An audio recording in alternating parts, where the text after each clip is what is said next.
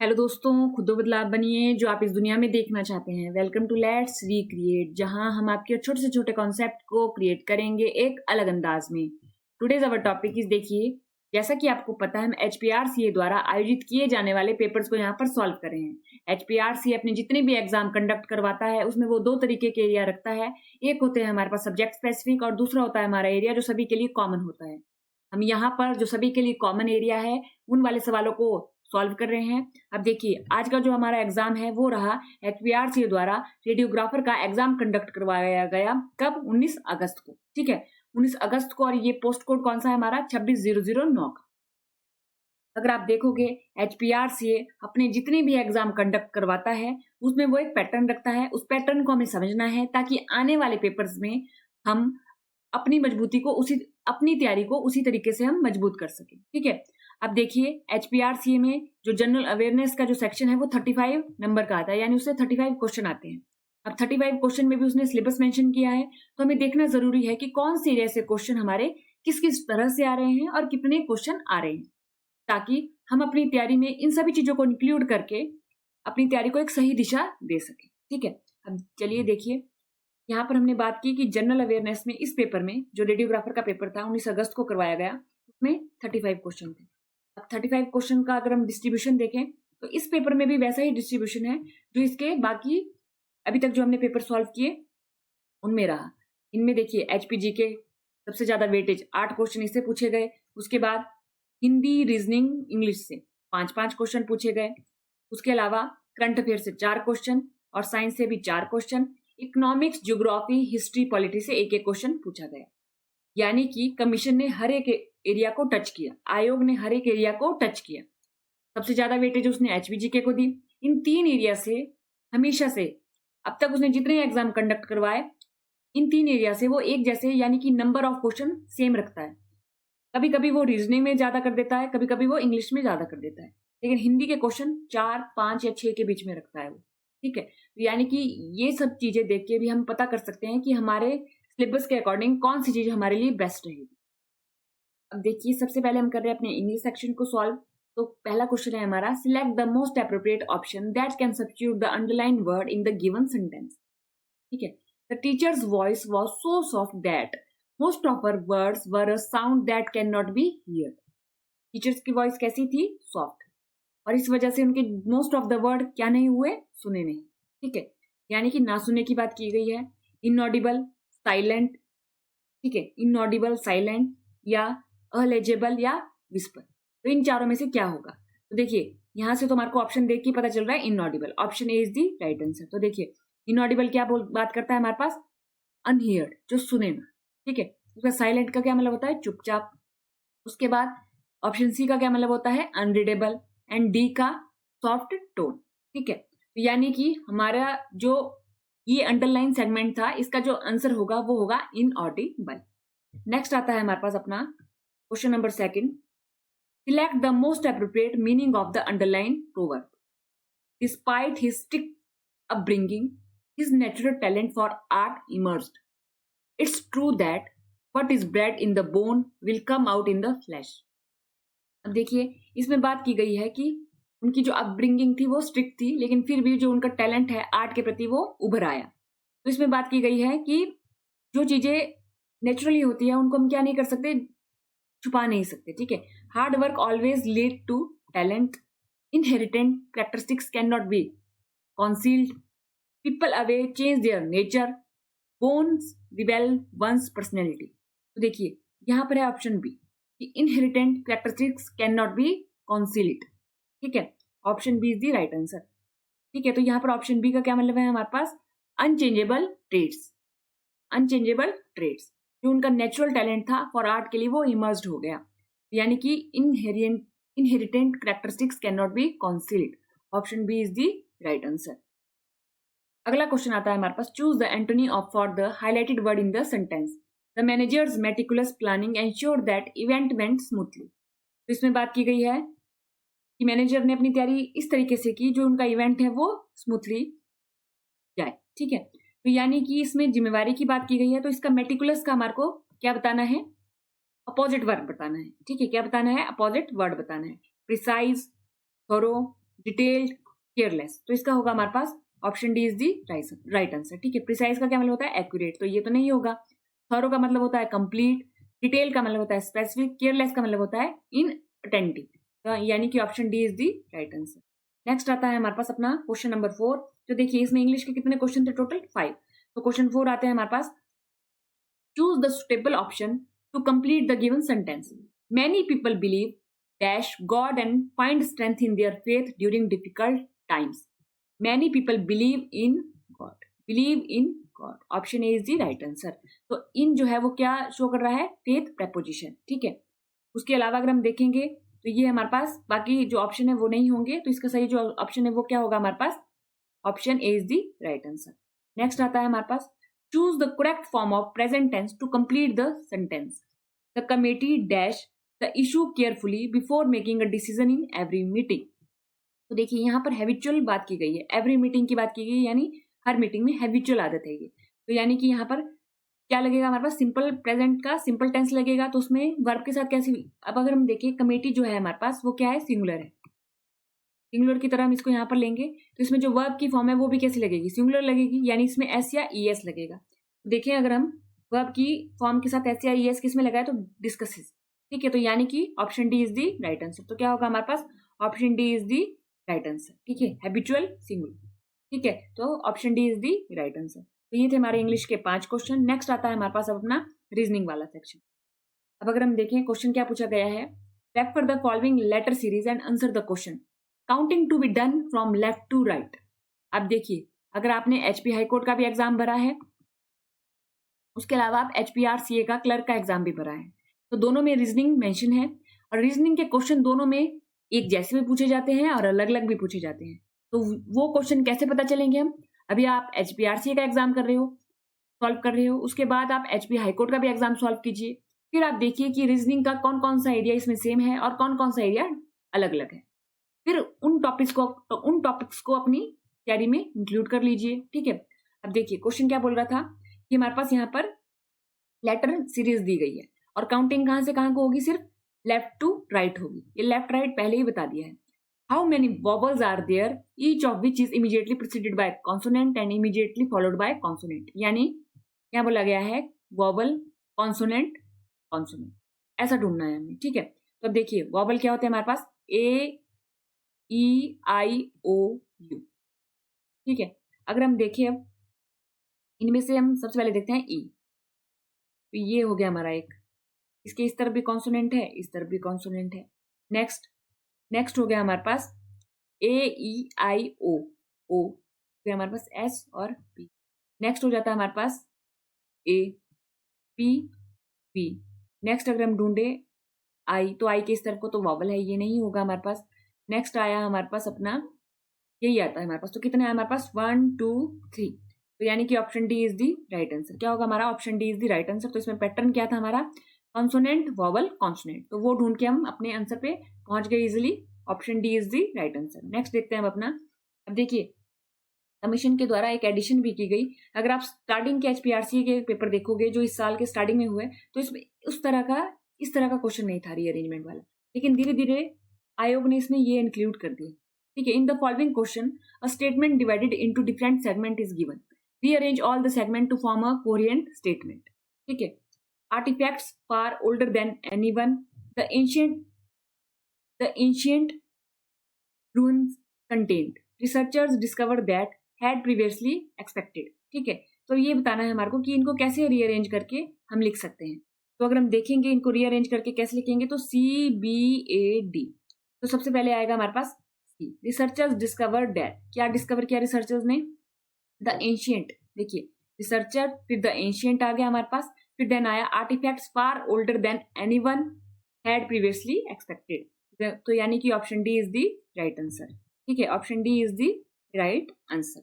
Next आता है हमारे पास बॉक्सेस वाला क्वेश्चन। कमीशन के द्वारा या आयोग के द्वारा पूछा गया है हर पेपर में, जितने भी हमने अभी तक सॉल्व किए हैं। तो देखिए इसमें क्या बोला गया है कि 7 बॉक्सेस हैं, उनको एक के ऊपर एक रखा गया है, लेकिन जरूरी नहीं हो कि जैसा ऑर्डर इन्होंने दिया है वैसे रखा है। ठीक है, उसको रखने के लिए इन्होंने कुछ लाइनें दी है आगे। अब देखिए only 4 box are kept between S and Q. S और क्यू के बीच में केवल 4 बॉक्स होंगे। ठीक है, only X is kept above S, जो एस के ऊपर कौन रखा जाएगा, सिर्फ एक्स रखा जाएगा, ठीक है।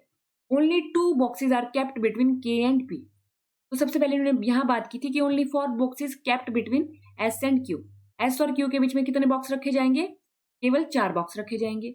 अब बात कर रहे हैं only 2 boxes are kept between K and P, K and P के बीच में कितने बॉक्स रखे जाएंगे, केवल 2 बॉक्स रखे जाएंगे, ठीक है। I is kept immediately above ओ, जो आई है हमारे पास वो I is kept immediately above ओ, जो आई है वो ओ के इमीडिएटली अबव होगा। P is not kept immediately above I, जो पी है वो यहां पर नहीं होगा, पी यहां पर नहीं होगा, ठीक है। ये बोला है हमारे पास। अब हमें देखना है कि कहाँ होंगे ये, तो अब देखिए ये हो गया हमारे पास एस, अब इनके बीच में कितने होने चाहिए, क्यू और एस के बीच में यहाँ बोला है 4, तो यानी कि 1 2 3 4, तो यानी कि क्यू यहाँ आ गया। अब बोला है के और पी के बीच में 2 होने चाहिए, तो के और पी हमारा इधर आ गया, ठीक है। अब इन्होंने क्या कहा, अब इन्होंने कहा कि पी को आई के ऊपर नहीं रख सकते, तो हमने नहीं रखा है, तो यानी कि ये हो गया हमारे पास ये वाला, ठीक है। अब क्वेश्चन पूछ लेते हैं, which box is kept fourth from the top, top से 4th नंबर पे कौन सा बॉक्स है, 1 2 3 4, कौन सा बॉक्स है, आई, कौन सा बॉक्स है हमारा, आई, तो option A is the right answer, option A हमारा सही आंसर है। तो अगर हम देखेंगे तो आई जो है हमारा वो यहाँ पर ये गलत हो गया हमारा, आई जो है हमारा वो 4th पोजीशन पे है, और पी जो है हमारा वो कौन से पोजीशन पे है, 5th 6th पोजीशन पे है, ठीक है। और ओ जो है हमारा वो है 5th पोजीशन पे, और के जो है हमारा वो है हमारा 3rd पोजीशन पे, ठीक है। तो आई जो है हमारा वो है हमारा कौन सी पोजीशन पे, 4th पोजीशन पे। तो आपने इसके अकॉर्डिंग देखना है, यहाँ पर ये हमारा गलत हो चुका है, इसको नहीं देखना है आपने, आई जो है हमारा वो कौन सी पोजीशन पे है, 4th पोजीशन पे। नेक्स्ट चलते हैं अपना, NO10 किसी तरह PK3 से जुड़ा है। अब देखिए NO10 जुड़ा है किससे, PK3 से, उसी तरह IT8 जुड़ा है KP8 से, ठीक है। अब बताइए कि AN15 किसको फॉलो करता है, तो पहले तो हमारे को इनके बीच का लॉजिक देखना पड़ेगा, फिर वही लॉजिक यहाँ पर अप्लाई करना पड़ेगा, ठीक है। तो सबसे पहले नंबर्स को देख लेते हैं, तो यहाँ पर 7, ठीक है, और ये यहाँ पर ये 1 था, तो यहाँ पर भी क्या माइनस हो रहे हैं, 7, तो यानी कि यहाँ पर जो भी नंबर होगा उसमें से 7 माइनस होंगे, ठीक है। 7 माइनस 15 में से 7 गए तो हमारे कितने बचते हैं, अगर हमारे 15 में से 7 गए तो कितने बचे, 8, तो यानी कि यहाँ पर आया 8, ठीक है। 8 किस किस में है अब अपना, ए और बी में, ठीक है, ए और बी में है, यानी कि हमारे को अब 2 ऑप्शन एलिमिनेट हो गए हमारे, कि ये नहीं हो सकते, अब इन दोनों में से देखना है बस हमारे को, और इसमें से भी हमारे को जे वाला पार्ट नहीं देखना है, हमारे को सिर्फ देखना है ए वाला, यानी एन वाला रिलेशन देखना है पी के साथ, आई वाला के के साथ, उसके बाद हमारे को पता चल जाएगा कि ए के साथ कौन सा है। तो अगर हम देखेंगे एन का पी के साथ क्या रिलेशन है, तो देखिए जो फर्स्ट लेटर है वो क्या कर रहा है, 2 पोजीशन आगे बढ़ रहा है, देखिए एन, अगर हम उसके बाद अगर काउंटिंग करेंगे, इसके बाद एन के बाद क्या आएगा, ओ और पी, तो यानी कि 2 लेटर आगे जाके ये पी पे पहुंचा। ऐसे ही ये क्या है हमारा आई, आई के बाद हम 2 लेटर आगे गए तो के पे पहुंचे, ए के बाद हम 2 लेटर आगे जाएंगे तो किस पे पहुंचेंगे, सी पे, यानी कि option B is the right answer होगा, ऑप्शन बी हमारा सही आंसर होगा, क्योंकि ये क्या कर रहे हैं हमारे पास 2 पोजीशन आगे जा रहे हैं, दूसरे वाले जो लेटर है हमारे वो क्या कर रहे हैं, दूसरे वाले लेटर हमारे 4 पोजीशन पीछे जा रहे हैं, 4 पोजीशन पीछे जा रहे हैं, जो नंबर है हमारा वो 7 डिक्रीज हो रहा है, तो वो हमने पैटर्न पता कर लिया। अब आता है हमारे पास अगला question, in certain code languages play hard game is coded as NTZSQB and hard win match is coded as FWNTUB। तो सबसे पहले तो ये जो वर्ड दिया है हमारे पास, ये जो सेगमेंट दिया है इसमें से कॉमन वर्ड देखिए, तो कॉमन वर्ड अगर हम देखेंगे इसमें तो वो है हमारे पास हार्ड, वो है हमारे पास हार्ड, ठीक है। तो यहाँ पर हार्ड का ही पूछा होगा, how is hard coded in the given language, तो हार्ड का क्या कोड है, तो अब इनमें से कॉमन देखिए क्या है, तो कॉमन है हमारे पास इसमें एनटी और इसमें भी क्या है एनटी, यानी hard is equal to N T, तो option C is the right answer, option C is the right answer. तो देखिए यहाँ पर था ये दिया है हमारे पास, तो हार्ड ही है सिर्फ कॉमन, तो कॉमन के लिए यहाँ पर भी क्या है हमारे पास एंटी ही है कॉमन, तो option C is the right answer. Next अगर हम चले अपना हिंदी पे, श्रृंगार डैश शब्द है, उपयुक्त विकल्प का चयन करके वाक्य पूरा करें। जो श्रृंगार है हमारा वो तत्सम शब्द है, जो संस्कृत भाषा का शब्द है, ठीक है, और बिना परिवर्तन किए हिंदी भाषा में वो यूज किया जा रहा है, ठीक है, यानी कि जो तत्सम है हमारा वो कौन सा शब्द है, जो श्रृंगार है हमारा वो कैसा शब्द है? तत्सम। दिए गए विकल्पों में से निम्नलिखित मुहावरे का सटीक अर्थ चुनिए। मुट्ठी गर्म करना, मुट्ठी गर्म करना यानी कि रिश्वत देना, मुट्ठी गर्म करना यानी कि रिश्वत देना। तो ऑप्शन देखिए, इसका जो हमारा option C is the right answer. निम्नलिखित में से विशेषण की दृष्टि से शुद्ध वाक्य का चयन कीजिए। विशेषण की दृष्टि से हमें देखना है शुद्ध वाक्य का चयन। अमर सबसे अधिक भीतरी छात्र है, अमर सबसे अधिक चतुर छात्र है, गाढ़ा छात्र है, तिकोना छात्र है। तो अगर हम देखेंगे तो चतुर छात्र है, option B is the right answer. ढाक के वही तीन पात लकोक्ति का क्या अर्थ होता है? ढाक के वही तीन पात यानी कि फिर वही बात या दशा, ठीक है। ढाक के वही तीन पात, ठीक है। तो यानी कि option B is the right answer. वह सेवक अपने स्वामी के प्रति निष्ठावान है। प्रयुक्त वाक्य का स्त्रीलिंग रूप क्या कौन सा होगा ये बताना है हमारे पास। देखिए, सेवक का क्या होगा? सेविका, ठीक है। तो यहाँ पर ये तो नहीं होगा ऑप्शन है, तो ये यहाँ पर सेविका है। अब आगे बढ़ते हैं। अपने स्वामी, स्वामी का क्या होगा हमारे पास?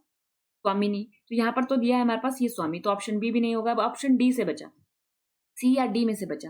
निष्ठावान का क्या होगा हमारे पास? निष्ठावती। तो यानी कि option D is the right answer.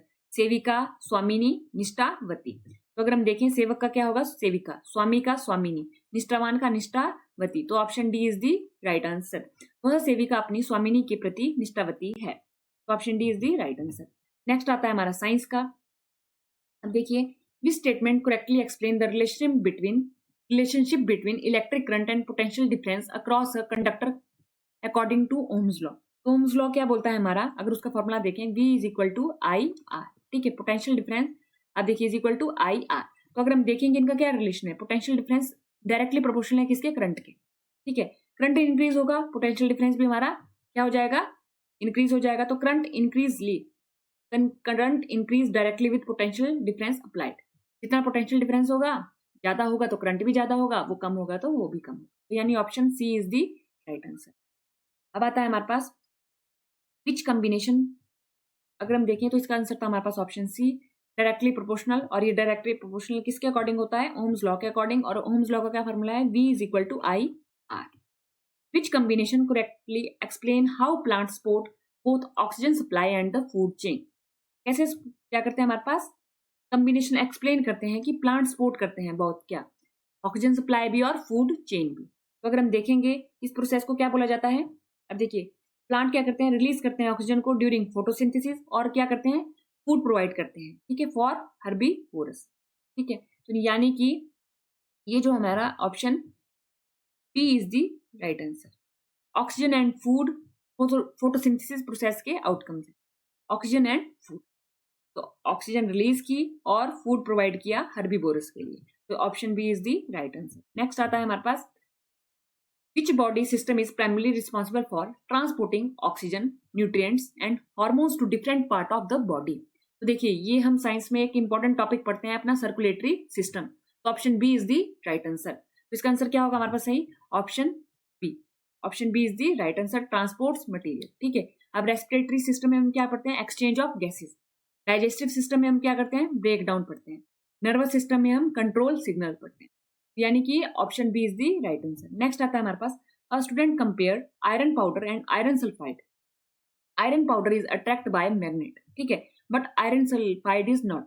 What explain this difference? तो ये बता रहे हैं हमारे पास कंपाउंड शोज न्यू प्रॉपर्टी, ठीक है। क्या शो कर रहा है? Compound new property. तो option B is the right answer, new property, ठीक है। Describe compound formation. अब देखिए, बाकी ऑप्शन नहीं होंगे हमारे, option B is the right answer. Next अगर हम देखें अपना पॉलिटी का आया, a government department refused to provide information on public project claiming national security concern according to RTI Act, what is the correct administrative response? अब देखिए, RTI के तहत वैसे तो अगर हम इंफॉर्मेशन मांगे तो हमें इंफॉर्मेशन देनी पड़ती है ऑफिशियल्स को, लेकिन अगर कोई इंफॉर्मेशन से नेशनल सिक्योरिटी का खतरा होता है तो वो मना भी कर सकते हैं, ठीक है। Providing information unless it endangered national security, ठीक है।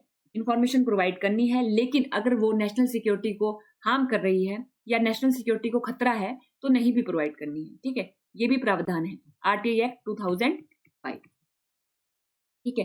नेक्स्ट आता है हमारे पास अब देखिए, इसका होगा option B is the right answer. Next आता है हमारे पास हिस्ट्री से, what was the primary purpose of the dagh system in Mughal empire military administration.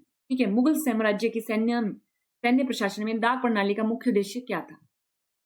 सेना के घोड़ों पर दाग लगाना। क्या था हमारे पास? सेना के घोड़ों पर दाग लगाना।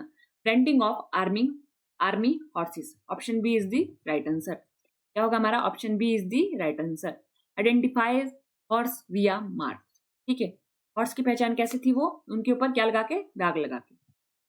नेक्स्ट आता है हमारे पास ज्योग्राफी से। रावत भाटा साइट जो अपने जल और ऊर्जा परियोजनाओं के लिए जाना जाता है, भारत के किस राज्य में स्थित है? देखिए, रावत भाटा जो जगह है हमारे पास, वो कहाँ है? हमारी राजस्थान। कहाँ है? हमारी Rajasthan. Option B is the right answer. Next अगर हम देखिए, इकोनॉमिक्स से आया। निम्नलिखित में से कौन सा विकल्प 1991 में भारत में पेश की गई नई आर्थिक नीति के मुख्य घटकों में से एक निजीकरण का सबसे अच्छा वर्णन करता है? तो देखिए, एलपीजी जो रिफॉर्म हुए थे उसमें पूछा गया है कि प्राइवेटाइजेशन को कौन सबसे अच्छा बताता है। तो अगर हम देखें, तो अगर हम इसके ऑप्शन पढ़ेंगे तो हम पाएंगे ऑप्शन जो बी है, ट्रांसफर ऑफ ओनरशिप और operation of public sector undertaking to the private sector. Option B is the right answer. इसका क्या होगा हमारे पास सही आंसर? Option B. तो ये बताता है हमारे पास कोर डेफिनेशन है हमारी किसकी है? प्राइवेटाइजेशन की। ठीक है, अगर हम बाकी देखेंगे, removal of licensing requirement for new businesses, तो ये हुआ था हमारा लिबरलाइजेशन। और ग्लोबलाइजेशन क्या हुआ था? Reduce of import tariff on imported goods. तो ये हमारे पास किसको रेफर करता है? ग्लोबलाइजेशन की तरफ को शो करता है। ठीक है, नेक्स्ट अगर हम देखते हैं अब अपना अगला हिमाचल प्रदेश से। हिमाचल प्रदेश मुख्यमंत्री कृषि उत्पादन संरक्षण योजना के तहत किसानों को किस उद्देश्य के लिए सहायता प्रदान की जाती है? किस उद्देश्य के लिए किसानों को ये जो हमारी योजना है इसके तहत सहायता प्रदान की जाती है? तो अगर हम देखेंगे इसका ऑप्शन, तो फसल सुरक्षा के लिए बाड़ लगाने की स्थापना। Option C is the right answer. ठीक है, अब अगला आता है हमारे पास, कौन सी योजना है ये? कृषि उत्पादन संरक्षण योजना। कृषि उत्पादन संरक्षण योजना। अब देखिए, किसान ने फसल लगा दी, लेकिन उसका संरक्षण कैसे करेगा? संरक्षण कैसे होगा? जब उसमें कोई भी बाहर वाला जानवर जो है वो अंदर नहीं आएगा। तो क्या करेंगे हम उसकी? Installation of fencing for crop protection. फसल की सुरक्षा के लिए क्या कर देंगे? उसकी फेंसिंग कर देंगे। ठीक है, ये हो गया हमारे पास। Which measure is most suitable for identify the percentage of people living below the poverty line in Himachal Pradesh? ठीक है, तो कैसे काउंट करते हैं वो? Head count ratio. कैसे काउंट करते हैं हमारे पास वो? Head count ratio. देखिए, ऊपर वाले क्वेश्चन का क्या आंसर था?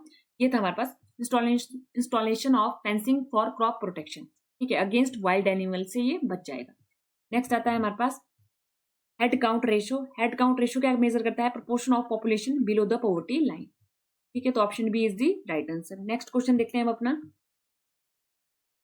विच administrative status did Himachal Pradesh hold immediately after its formation in 1948?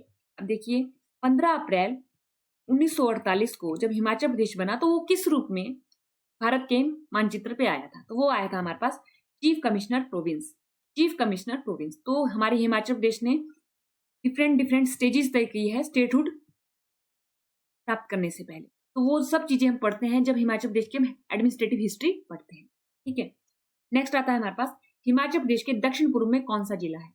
तो देखिए, अगर ये हमारा हिमाचल प्रदेश है तो इसके दक्षिण पूर्व में पूछा गया है, यानी कि दक्षिण और इस तरफ को पूर्व में कौन सा जिला है? तो यहाँ पर अगर हम हिमाचल प्रदेश का मैप देखेंगे, मैप वाइज ही हम स्टडी करते हैं हिमाचल प्रदेश की, ज्योग्राफी की या फिर हिस्ट्री की भी स्टडी करनी होती है, मैप का यूज तो करते ही हैं। तो उसमें हमारे को पता ही चल जाता है ऑटोमेटिकली कि वो कौन सा है? उत्तराखंड है। कौन सा है? उत्तराखंड। ठीक है, option D is the right answer.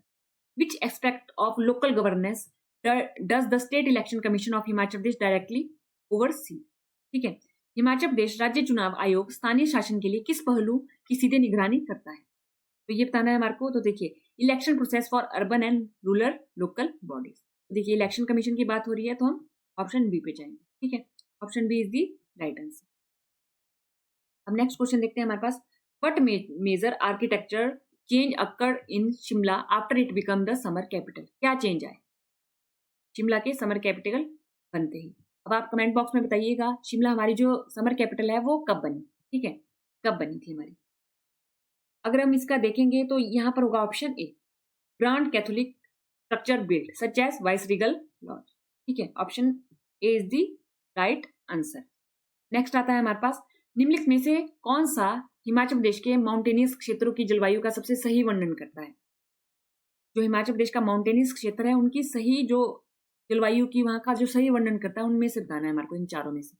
अब देखिए, hot summer and mild winter, warm summer and humid winter, cool summer and cold winter, dry summer and hot winter. तो अगर हम देखेंगे इसका जो सही आंसर होगा, option C is this right answer, cool summers and cold winter.